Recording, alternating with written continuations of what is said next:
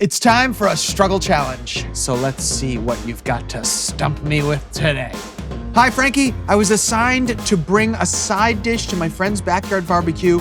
I'm not much of a chef, but what can I make to feed a lot of people that'll hold up outside without spoiling? The big question of all backyard barbecues. Well, first of all, we got to see what you've got in the fridge. That's the only way we're gonna make anything work.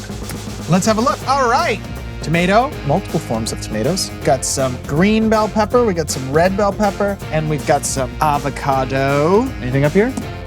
Nothing up there. So we got some produce here. I'm already thinking if we chop up all these things, we can make some kind of like salsa guacamole combination thing. So why not try to fortify it maybe with some other ingredients? Why don't we head over to the pantry and see what else we've got? All right, so from the pantry, I'm looking at these pinto beans here. I'm looking at these black beans. Those look pretty good. Yeah, we're making some kind of a salsa here for sure. Well, we've got some cilantro and jalapenos. Anything up here?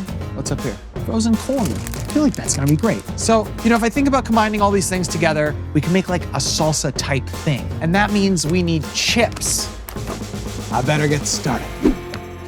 Let's start chopping. We'll start with this red bell pepper here. Try to leave these seeds behind.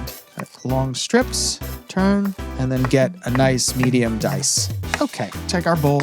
We'll grab our red bell peppers. We'll throw them in here. Make sure you cut those peppers small enough to fit on a chip, but big enough that it'll hold some texture over a long period of time. Okay, we got some tomatoes here. Let's hit them up. I like to cut just to the side of the little nub and then start working my way sort of down. I like to cut slices of the tomato and then rotate it sideways and try to go right through. All right, we got our tomato. Tomato going in, very nice. What if we throw this sweet corn in there? Frozen just like this? It's perfect because it'll thaw out over the course of a day. Nice. I think a little bit of onion's gonna be nice. It'll give us a nice little zing. You could always use a box grater for this too. All right, so we got a little bit of raw onion. All right, here we go, pinto beans. I'm just gonna drain them right through here. There's a lot of schmutz in here. I got the black beans too. The mix of beans is gonna be nice because you get two different colors, which is nice. They're pretty much the same texture. Oh yeah, look at that. We give this a quick little rinse. Just make sure we get all that schmutz right through. That does so much. It really does. The rinse is so vital. We got our beans. I'm feeling spicy. I think I'm gonna go with half of a jalapeno right here. So if you don't want it too spicy, you can kind of go like this here. Get these veins and seeds out, sort of like that. And all this right here, that's the vein, the white stuff, and the seeds. That's fire, man. You can eliminate that. All right, so we got our bowl. Let's come in with our jalapenos. Very nice. Why don't we put an avocado in there? Okay, you take the two halves, you twist like that. Now you got this seed here. You kind of just want to axe right into it, like that.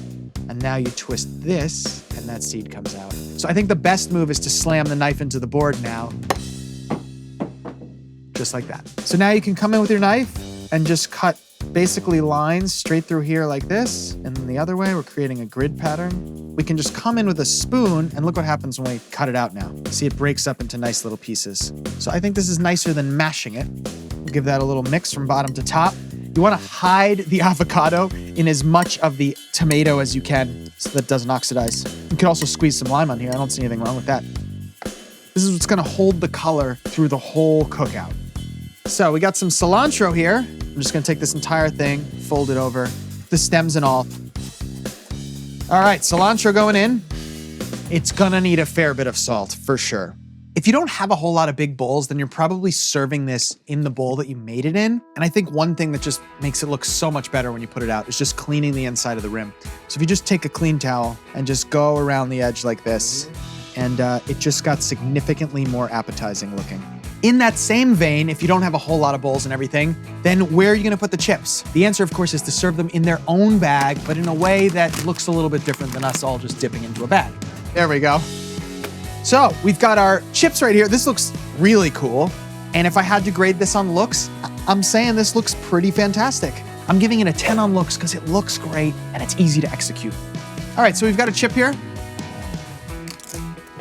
Woo, yum. So it tastes really good. It's bright, it's spicy, it's salty. I like the texture. I'm gonna give it a 9 on taste. I know these flavors will only get better as it sits longer and they meld even more. And you can always improve in a dip like this. So we've got a 95, it's an A. So going back to the question, this is fresh. It's gonna get better as it sits, so it's not gonna degrade. It doesn't require a whole lot of skills to make. It's literally just some chopping. And we can use any combination of fresh, canned, and frozen ingredients. This is really like the perfect solution for a cookout. Thanks a lot for this challenge. It was really fun. I'm gonna take this and go share it with some friends.